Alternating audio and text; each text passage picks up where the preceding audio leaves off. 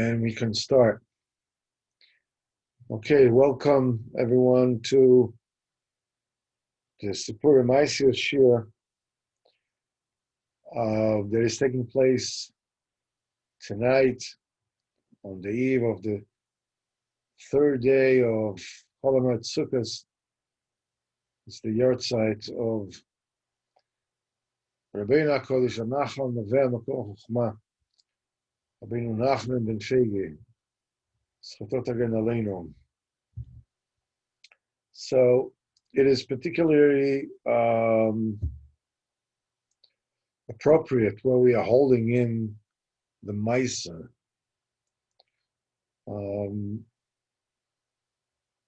So I'll just share the screen for a minute, and we'll read from the Maisa. So we have said that since the true Ben Melech became a Mavin Dover Mitoch Dover, he gained the ability to understand one thing from another. It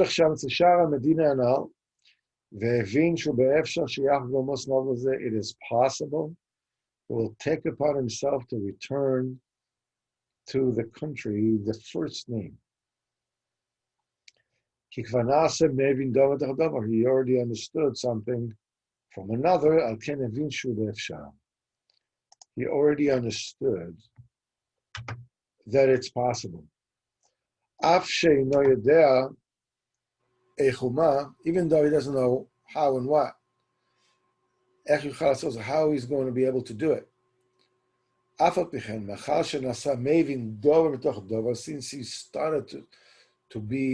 Since he became somebody who is able to deduce one thing from another, he understood that it is possible. He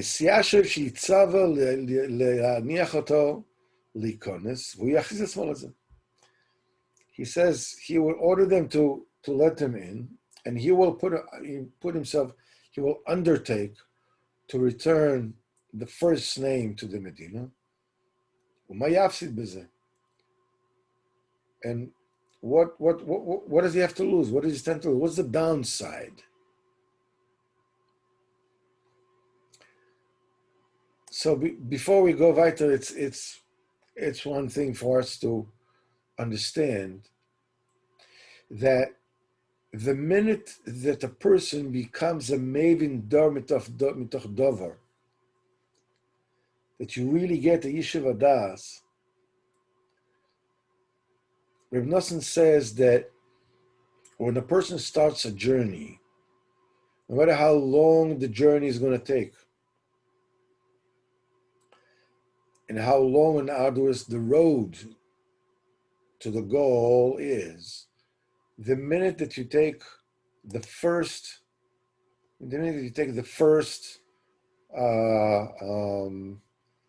step two in the road. By the way, Rabbi Ernstweig is here with us. If you see a telephone sign, this is Shlomo Moshe Singer. He's with us. Just so you should know. It says he started to understand one thing from it. He only understood that it's possible. And he said, let me in. He figured, what I got to lose? What's the downside? And he told to those people who didn't let anybody in, except somebody who's willing to undertake this, they will let him in, and he will undertake it to reverse the name of the state to what it was. And they let him in. Now they told him what is the magnitude of the effort that he was facing. For they told the ministers, is this somebody who's willing to undertake to reverse the name of the state to what it was? And they brought him to the ministers of the Medina, and the ministers told him, listen, you should know that we are not stupid, chas v'sholom. And the king that was here was such a profound and immense wise man that compared to him, we're all stupid. That's why the Medina was called a stupid Medina and a smart and a wise king. And afterwards he passed away, and his prince, his son, was left behind. And he's also tremendously chacham. But compared to us, he's nothing. That's why the Medina is not called this wise Medina with a stupid king. And the king left a tzavah that anybody that will find such a wise man that is able to return the Medina to the first name, he will be melech. And he told his son that when such a man will be found, he will let go of the throne, and that man will become a king. And Rabbeinu reiterates it. When there'll be such a chacham, there'll be so muflag b'chacham me'od me'od. He'll be so immensely wise until compared to him, everybody will be foolish. He'll be king because he can return the state to the first name. Because they'll go back to calling him the silly Medina with the wise king. Kikulam tipshim kenegde, because everybody is considered to be foolish when compared to him. Ken Teda, that's why you need to know to what you are, what kind of thing, what kind of undertaking you're taking upon yourself. That's the first thing. And now they're saying, okay, let's get down to business. Those ministers, this is all continuation of their words, and he's saying here, this test will be if you are such a chacham. There's a garden here that was left from the king that was here. He was an immense wise man. And this garden is incredible.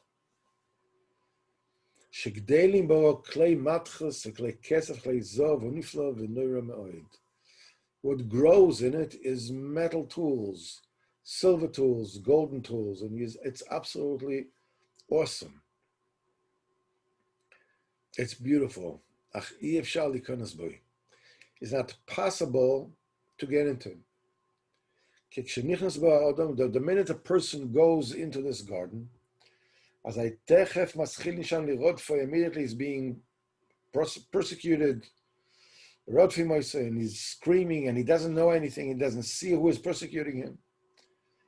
They're chasing him until they chase him out of the garden. So that's why we will see if you're such a chacham, if you can get into this garden. And he asks, is that person who goes in, is he being beaten? Is he being beaten up? He said the main thing is that he's being persecuted and chased. So the main thing is he doesn't know who is chasing him at all. And he runs away with great fright.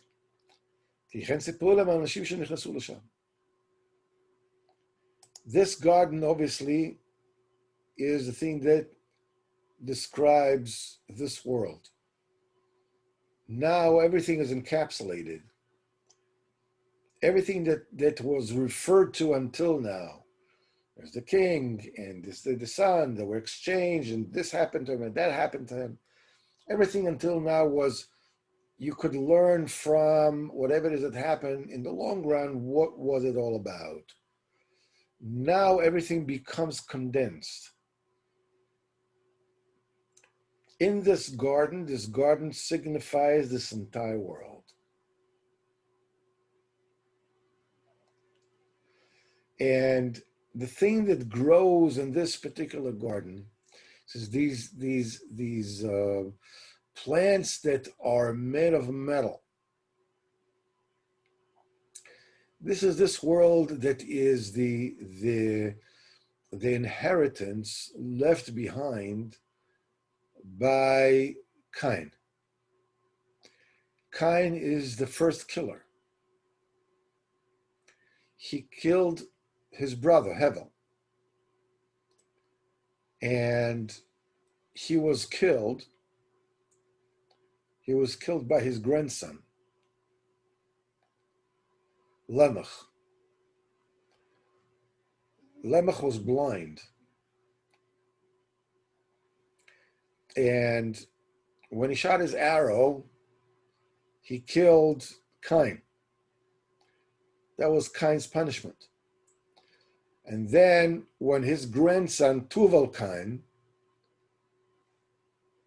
told him who he killed, he went like this with his hands. He just clapped his hands, and his grandson was in between his hands.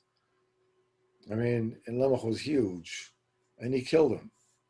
He killed his grandfather and his grandson. The question comes, why did the grandson die? What did he do? Cain, we know what he did. But what did Tuval Cain do to deserve to be killed? The answer is Tuval Cain was the first blacksmith and swordsmith. He's the first one that made metal tools. And the metal tools that he made were murder tools. In other words, Cain was a killer, but he had no idea how to kill. The Medrash says that he stabbed his brother in the neck, in the arm, in the leg, because he didn't know where does the neshama go out. Until finally he killed him. He was a primitive, as it were, hot-blooded. He was jealous. He wanted his brother's twin, who was supposed to be his brother's wife, and he killed him. Tuval Cain took it one step further. Tuval Cain took that curse, that poison, that venom that originated with his grandfather, with Cain, and he turned it into an art form. When they make a samurai sword, they heat it up and they fold the steel over, I don't know, hundreds of times, or thousands of times, until the sword is so, the tensile strength so strong, and it's so agile, and it is so, it doesn't break, and it doesn't this, and it doesn't that. And they turned murder into an art form. This is what this world is about. Because killing is the ultimate statement that there's only this world. Anybody that holds with the fact that, if Chas v'Chalila somebody is killed, Shalor Kadin, that, then that the one who kills him gains an advantage. It's a statement that there's only this world, there's no next world. The whole inyan of this world is that it's a world that grows metals. Iron, tools to kill with. And as a residual result, there is silver tools and there's gold tools, which are the things that the people kill for. It all revolves around this thing that you are living in a world which is gorgeous, which is beautiful. But nevertheless, a person who goes into this world is being chased. And he has no idea who is chasing him, who is persecuting him. And he runs away. So he asked, is that person being beaten up? is the intrinsic part of the test in this world is being beaten up. They said mainly he's just being chased. Each and every one of us is going through this world chased with a lot of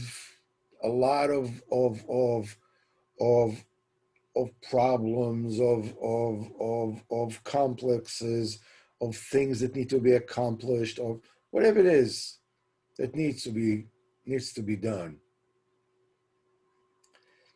And that chases him. If you remember when we spoke about the Levana, we said the Levana, when the day comes, the day is laughing, is making fun of the night. Because the night is asking the day, when will you come? I have no name.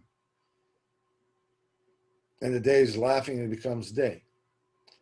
And it says, because the night, the light of the moon is a semi-glow.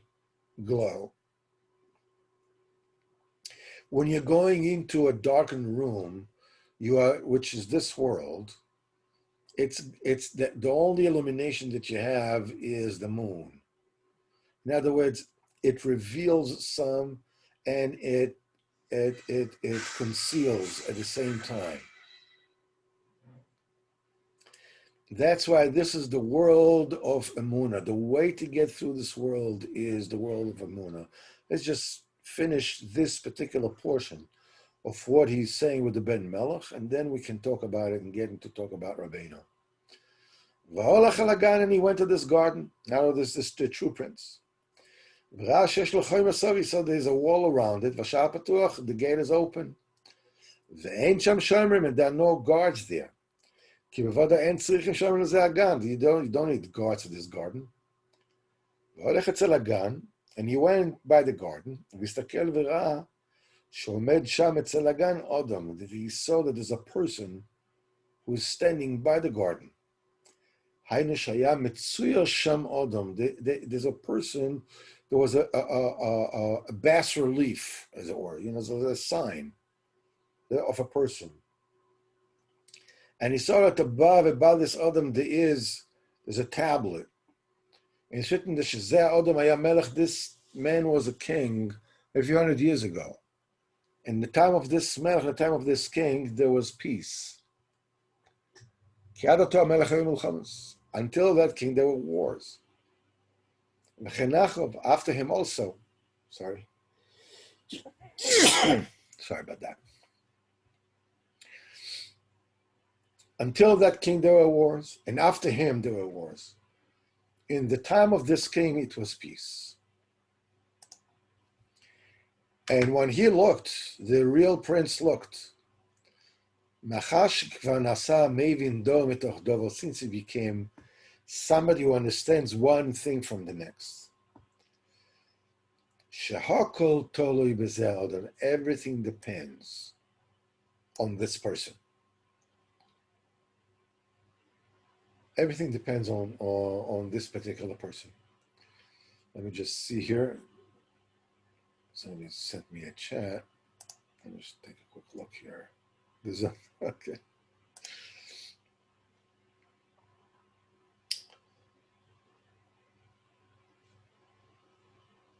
And what his maskana is as follows.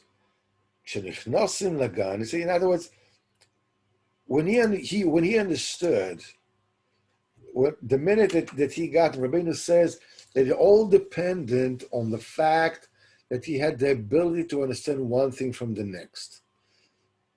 And he says that everything is dependent on that person that is painted there. That person that is painted there means that what he understood that this garden is a riddle. Being that it is a riddle, that means that there is an answer.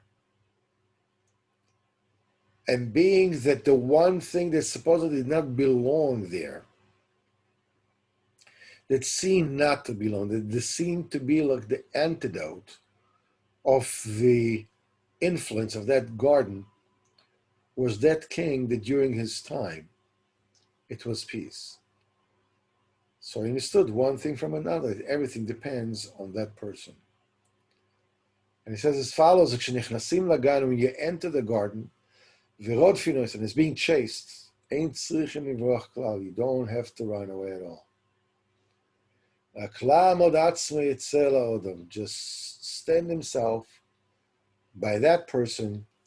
Not so. With this, he will be saved. He understood even more than that. If they took that person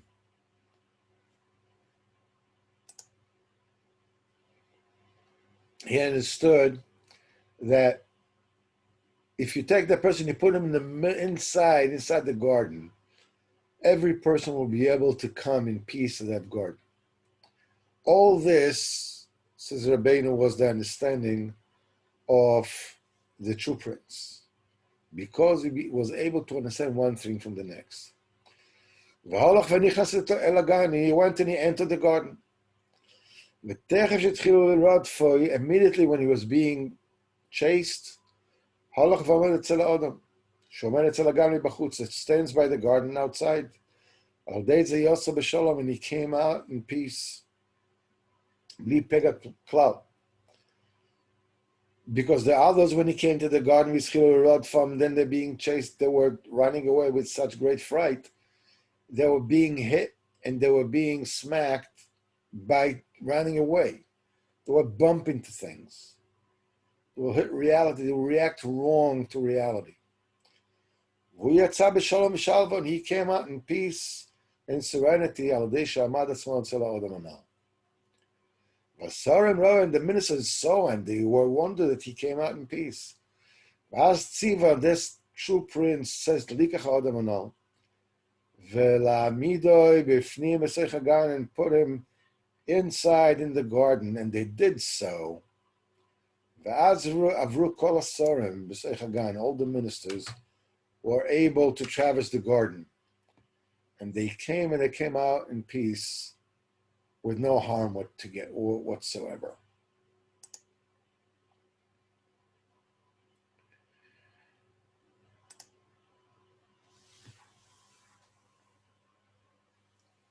So as I said before, tonight is the Yahrtzeit for Rabbeinu HaKadosh.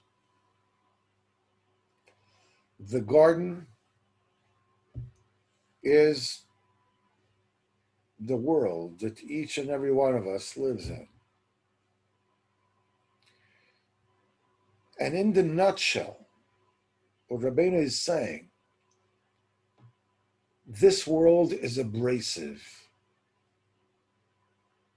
This world applies pressure on you. This world persecutes and chases you. And it is overwhelming. And as a result, when you react to what is happening to you in this world, you're running. You're running away from pain. You're running away from fear of losing control. You're living from whatever fears a person has.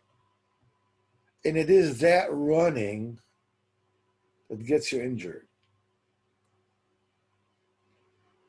Most people past this world in relative health.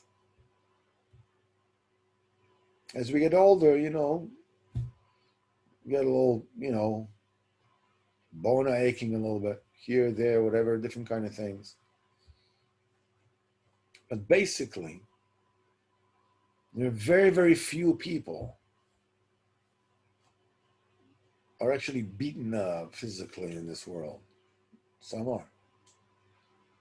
But very few. The main thing is the person being persecuted.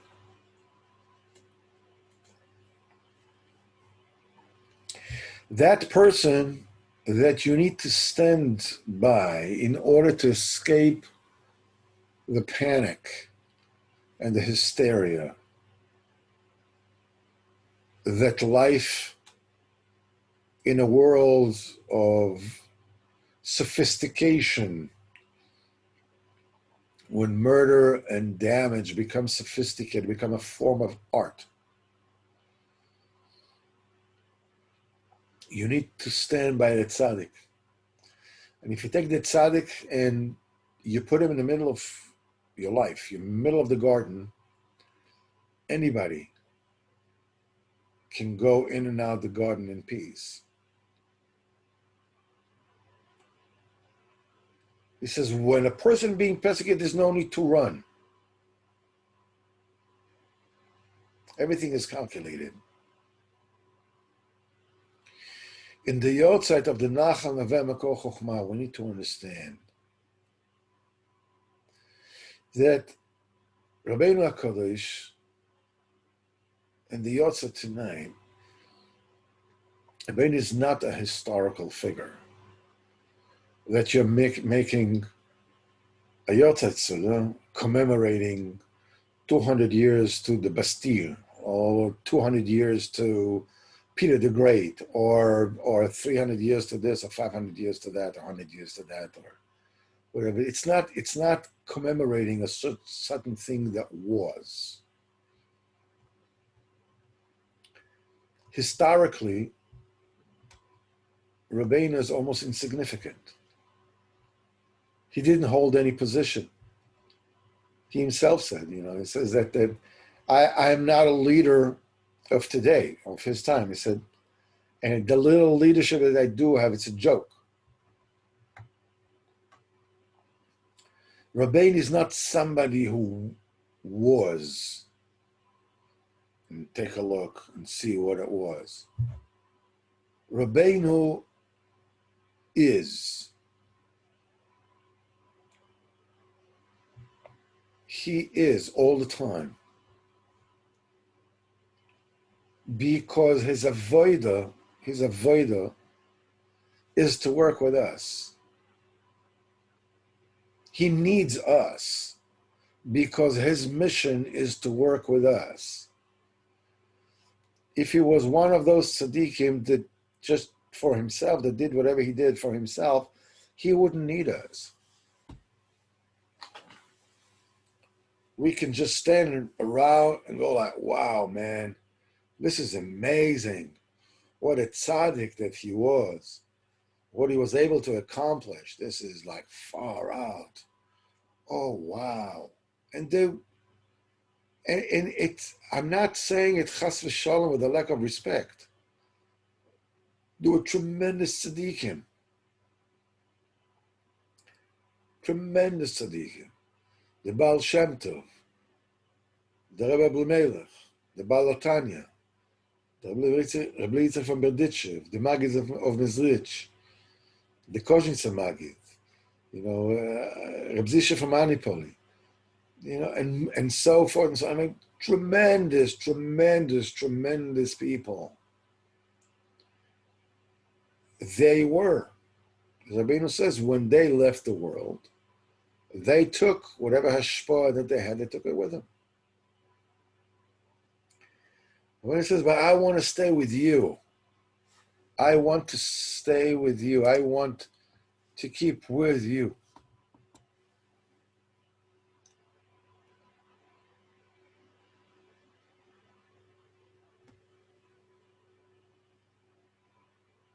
What you want is you're looking for the Ruach HaKodesh. We are looking for the Ruach HaKodesh from Rabbeinu HaKadosh.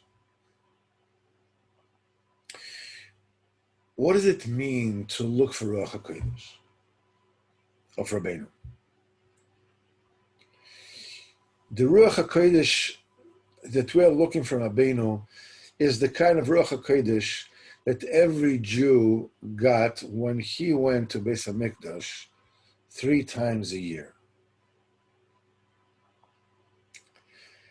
The difference between pontificating and knowing philosophically and intellectually knowing things about Yiddishkeit is not the same as Emunah. Emunah, as David Yahrtzeit says, is not a formula. You take a look at the world. How can the world exist by itself? Whatever it is, it's possible. It's possible that you cannot claim that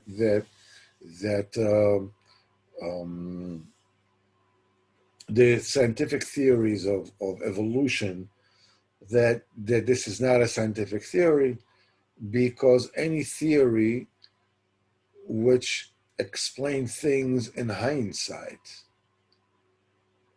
is not scientific theory. It's just an explanation you're offering. And because just the fact that somebody does not have another explanation that, that seems to make sense to people more than yours, doesn't mean that yours is right. It's not a scientific theory. It's babble talk. It's shtusim. You can prove it back and forth, but that does not make emunah. Emunah means that you draw Ruach HaKodesh. Simchas Besa Shoeva, which is taking place during Sukkot, says why it's called Simcha Besa Shoeva, the drawing, the Simcha of the house of drawing, like drawing water.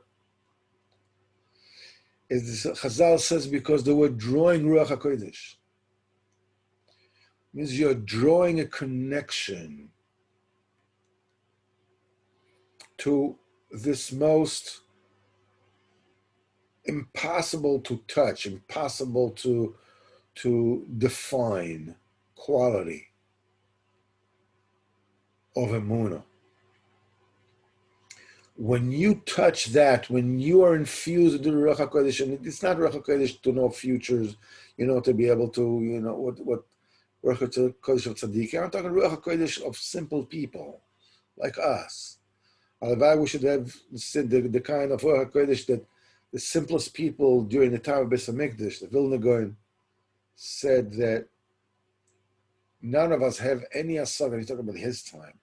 None of us have any asaga on the madrega of the simplest Jew that lived during the time of Beis HaMikdash will come to Beis HaMikdash and get Ruach HaKodesh out of seeing HaKadosh Baruch Hu in the Beis HaMikdash. Because what you got, you got the gift of emunah. When you come to think of it, what did they see when they go to Beis HaMikdash? What they saw was a slaughterhouse. The Kohanim slaughtering the offerings. They were standing up to their ankles in blood. And yet the Torah says 3 times a year, every male will see and will be seen the face of Adon Hashem, of your master Hashem. Anybody who's been a Uman can understand that. When you come to Uman on Rosh Hashanah, the place itself is a shambles. I mean, the only thing you need is just a Ferris wheels to make the whole thing into a Luna Park. Just like an amusement park. They have everything. They even have a steakhouse called Lev Basar. How funny is that? And the thing is that there's a spirit there in Uman of such immense love and such emunah that it's impossible if you come to explain it to anybody. There's no way you can possibly explain it. Rabbeinu Nachman is a tzaddik hador. The Likutei Moharan is filled with descriptions of what is the avodah of tzaddik hador and what is our avodah in getting close to him and adhering to him and connecting to him. be mikasha to him. And the reason for all of this is for us to draw Ruach HaKodesh, which is what? Which will renew the emunah. Because when you live with emunah, when you live inside the emunah,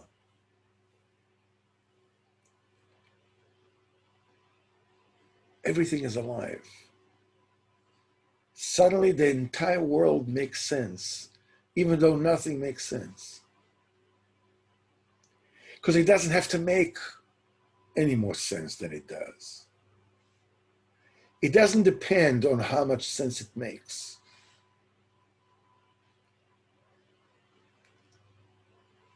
He was already the true prince, which is you, which is me. Well, got already that hint in the forest that if you just stop, if you stop being so scared, if you stop being so, living under the headline of, I don't want to move, I don't want to change because I don't want to be hurt. And you just listen. You take a look, and listen is a look of emunah, hitu oznam. You look from the point of view of emunah. This can only happen like it happened to them in the house of the men of the forest, which is another incarnation of the tzaddik. Then they heard this unbelievable melody. It's an incredible harmony. When you are close to Rabbeinu, you are getting emunah of a totally different kind. It's not like you're learning a certain sugya in Shas or in any other part of the Torah where you left here one day and tomorrow you come back the way you stopped and you continue. This is not what it's about. You can finish today with an unbelievable glow of emunah. And you take a look in your world, you take a look at your life, and everything is just so complete. It's so amazing. It's so harmonious. And the next day you wake up and, I once saw, they have this funny picture of a I think it was either a porcupine or I think it was a porcupine, or a hedgehog walking on the beach as if it's coming out of the sea. And this is the most incongruous picture. What is a hedgehog doing or a porcupine doing coming out of the sea? And they had, these bubbles, as if it's thinking. And it was very funny. It said, that porcupine is like thinking. It says, like, how much did I drink last night? And what the heck am I doing a hedgehog? Why am I a hedgehog suddenly? Why am I a porcupine suddenly? What the heck happened? That's the way you wake up the next morning. Yesterday, you were flying high. Everything was fine. Everything was gewaldic. It was great. And the next day you come up, you don't know if you are planted with your head inside the sand and your feet are sticking out. Every single day is a new visit to the garden, this garden of metals. Every single day, a person has to regrow the emunah. It's called Shchon Eretz, reside in Eretz, in the land, is Eretz Yisrael, Ure'ei emunah, and shepherd emunah, and feed emunah.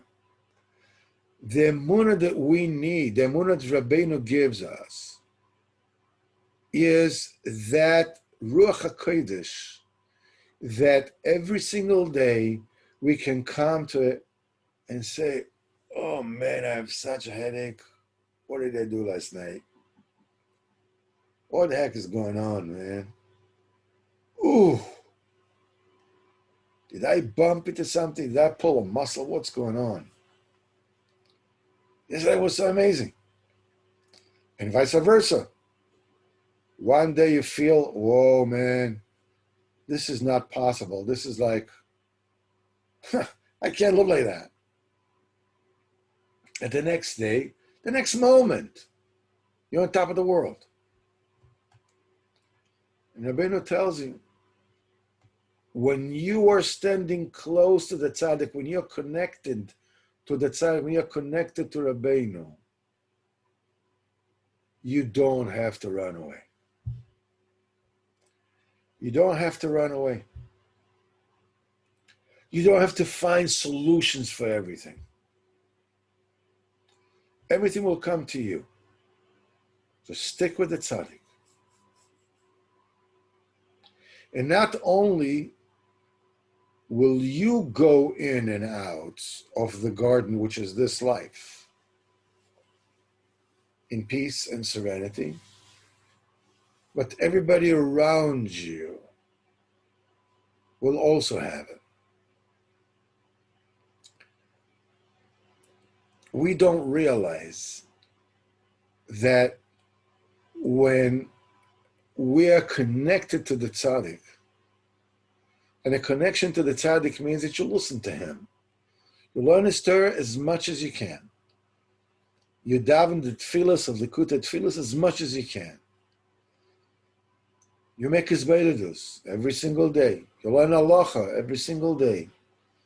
Rebbeinu says the way to miskav to the tzaddik is you listen to what the tzaddik is telling you, to everything that he's saying, kihuchen. Whatever he says, this is it.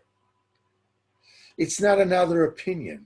It's not, listen to this, it's an interesting idea. No, that's not what it is. Whatever the tzaddik says, this is it. Now, you will find that it wakes up in you a lot of resistance. And you won't even know why you're resisting it. Rabbeinu says is because inside, the four elements, there's good and bad, which we haven't separated. And when the Kedusha is calling us, when the Ruach HaKodesh of Rabbeinu is calling us, whenever there is a movement in the side of Kedusha, there is an equal reaction in the side of the Sitra Achra. That is awakened by that. As long as there's no Kedusha going on, as long as the voice of Kedusha does not reverberate in you, so the voice of Tumah is also quiet. Oh, does it need to wake up sleeping dogs? Leave me alone. We'll leave you alone. The minute you're mekav to the tzaddik, the minute you're starting doing avodas the Kedusha, immediately, this bandit inside in you, that's the voice, the echo of the Averis that we have been through, whether inadvertently or advertently. It wakes up and it's creating static noise. Now, the thing with static noise is that when, in the old days when people used to have radios, in between the stations, there was static noise. If you couldn't really zero in on the frequency of the station, so it'll be all this sound around it. And the thing is, if you wanted to hear, you couldn't hear it well, if you turn on the volume, it wouldn't become clear, because with the sound of the announcer or whatever it is, the static noise will also become louder. Zelu mazeh. And Rabbeinu is telling you how to deal with it. It's Teravav. He says you need to be agile when you're up, and you're going to be agile when you're down. When you're up, realize, hold your horses. You haven't kissed the skies yet. And when you're down, remember Kodesh Baruch Hu is with you, by you.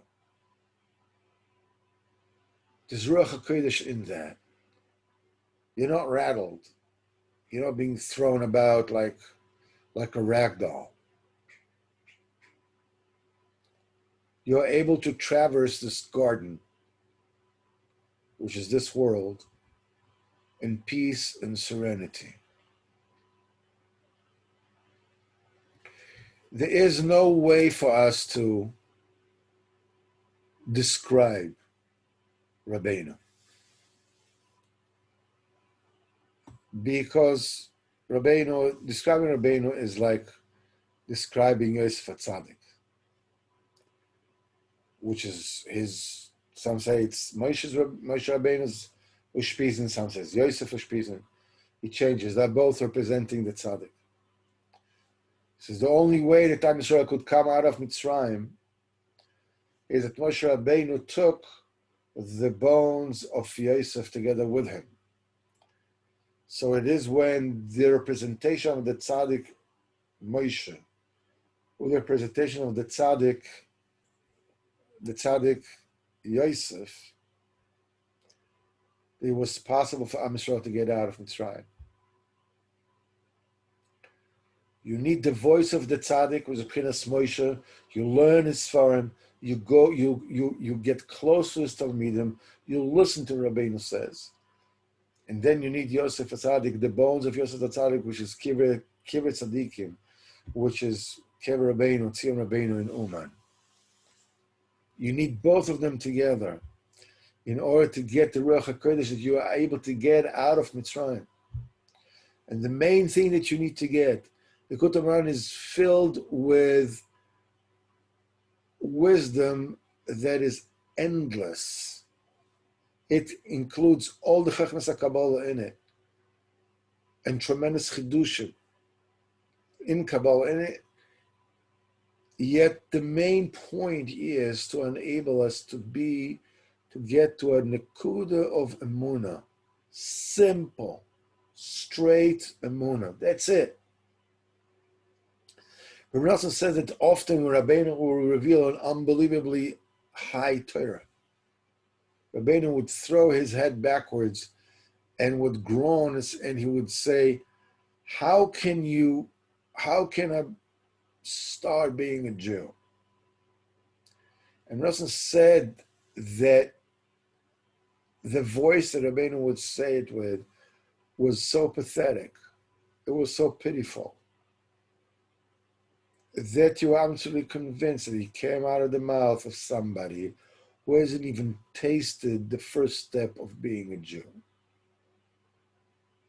The ultimate kavanah of all the Torahs of Rabbeinu is to enable each and every one of us to live as a simple Jew, straight, simple, rejuvenating, calming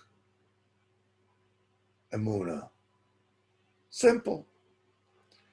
You'd think the people of Israel, this is the wisest nation on earth. Come on, let's even forget about, I'm not talking about Torah B'chlal, but even outside Torah, you have a nation that is 1/3% of the population of the world, or less, with 33% of all the Nobel Prizes. So you would expect everybody, to behave philosophically, sophisticatedly, whatever. Rabbeinu says no. Moshe Rabbeinu said in the previous parsha, Moshe Rabbeinu says, "Halashen tigmelu zois am noah v'lo chacham." What, the Kodesh Baruch Hu, are you going to do it? A wicked nation, a wicked, stupid nation. Unkilu says am novel. He says means a nation who receives the Torah and did not become smart. Rebbe explains that Am Yisrael, when it came out of Mitzrayim, they had all the sophistication in the world. They had more theories, cockamamie theories, than the entire editorial board of the New York Times, the New York Post, and Washington Post together. And all the universities in France, with all the pseudo intellectuals over there, all the intellectual idiots in all those countries. They had more theories that came out of Mitzrayim. They were tremendous, with tremendous chokhmas. Who says who? How do you know? How can you prove it? Rabbeinu says how they were able to receive the Torah. How are we able to receive it? This is what we get from Rabbeinu. He says the people that received the Torah, how velo chacham, because they were willing to be simple, not sophisticated, not smart, not knowing all, not proving anything to anybody. This is how you get the Torah. Velo chacham, not chacham. But he says it's a big, big chachma to be a Pashut Jew, to make yourself into a possible Jew. Because the chachmas, they are disturbing this Ruach HaKodesh that we receive from the tzaddik. I just want to spend a couple of minutes to talk about the shuckling of the lulav, for us to understand a little bit what it is that we're doing the shuckling of the lulav.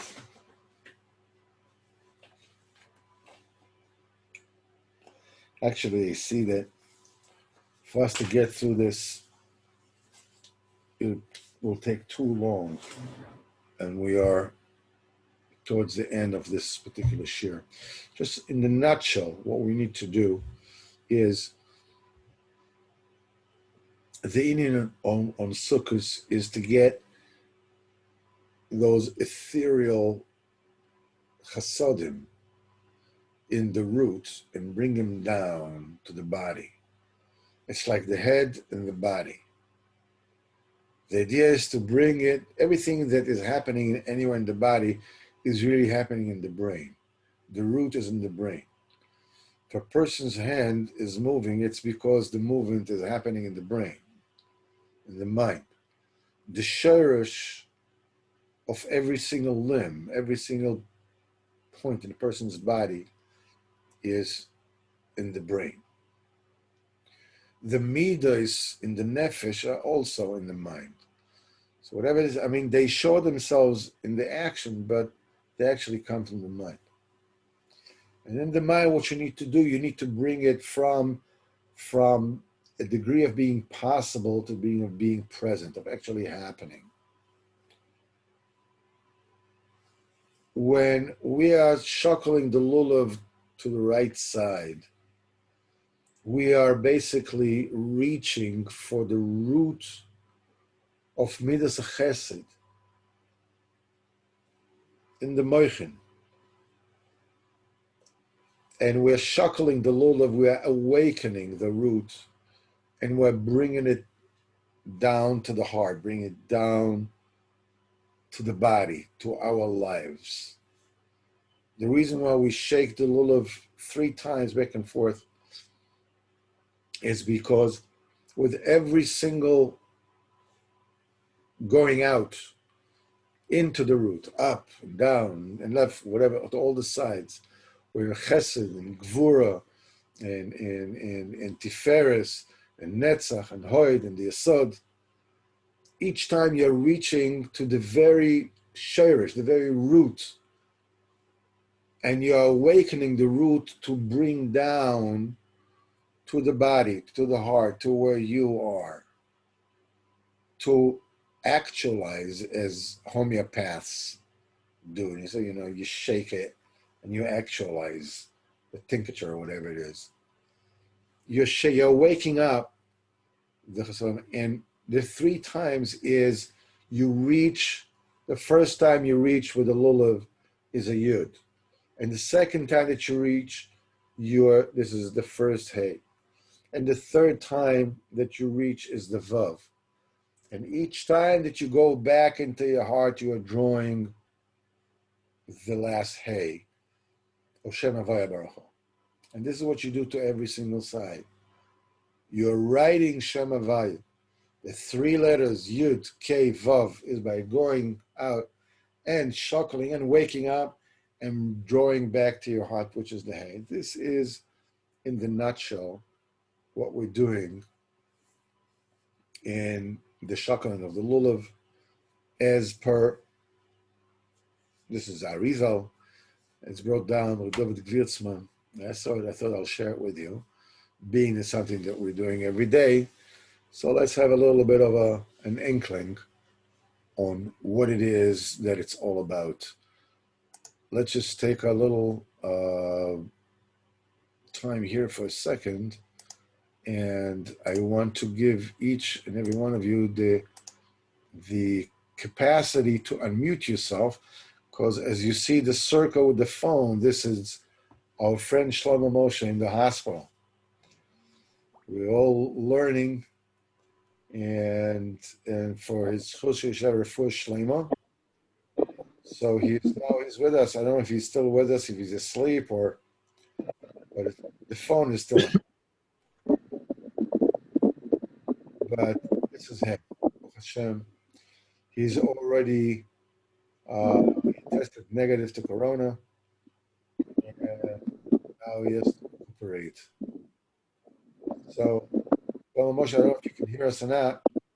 I don't know if you can mute us or what. Because he's connected to the phone. He probably cannot unmute himself.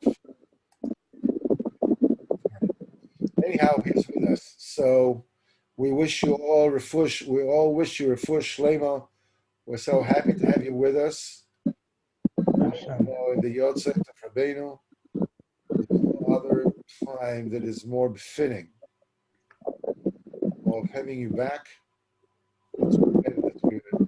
I, for one, extremely excited and touched and emotional that we're all with you.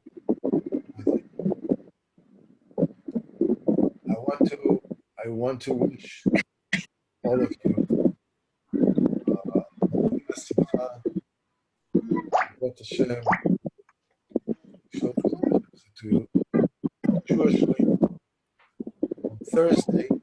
on Thursday is the eve of Hoshana Rabbah, which is a whole its own. Maybe we'll dedicate the share on Thursday night to Hoshana Rabbah. What's the avodah of Hoshana Rabbah? What do we need to ask Rebbeinu so we can make the most out of it? Because Hoshana Rabbah is really, in a certain way, it is bigger than Yom Kippur. So, let's talk about that. Mr. Shem Blinad on Thursday. So thank you all very, very much. Okay, thank you. Good morning. Thank you. Good morning. Kol tov hatzlacha b'chol ha'inyanim. Amen. Thank you. Very special day. Yes. Baruch Hashem. L'chassan HaKadosh Baruch Hu. Totally amazing. Yeah. Endless.